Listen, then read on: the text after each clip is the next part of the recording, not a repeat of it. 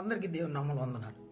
ఈరోజు మన టాపిక్ ఏంటంటే మత్తయి సువార్తలో 15వ అధ్యాయంలో దేవుడు యేసు ప్రభువారు అంటారు ఏమనంటే, నీ నోట పడింది కాదు, నీ నోట నుంచి వచ్చింది అపవిత్రమైనదని. గమనించండి, మన నోట నుంచి ఏ మాట వస్తుంది? ప్రతి ఒక్కరు గమనించండి, మన నోటి నుంచి వచ్చే ప్రతి ఒక్క మాట కూడా అపవిత్రమైనది. అపవిత్రమైన మాటలు మాట్లాడతాం, బూతు మాటలు మాట్లాడతాం, అబద్ధపు మాటలు మాట్లాడతాం. ఇవన్నీ కూడా అపవిత్రమైనవి.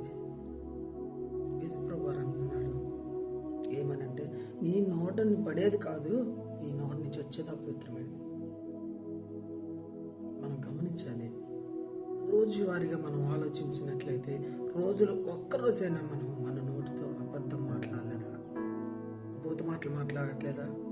మన నోటి మాటతోటే మనము ఎన్నో మాటలు మాట్లాడతాం. ప్రతి ఒక్కరు గమనించాలి, మన నోటిని మనం కాపాడుకుందాం.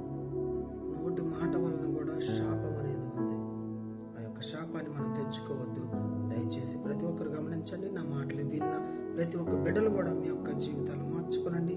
మీ నోట్లో ఒకవేళ ఏదైనా అపవిత్ర మాటలు మాట్లాడితే ఆ యొక్క మాటలు ఆపేసుకుని దేవుని వాక్యాన్ని మీలో పెట్టుకోండి.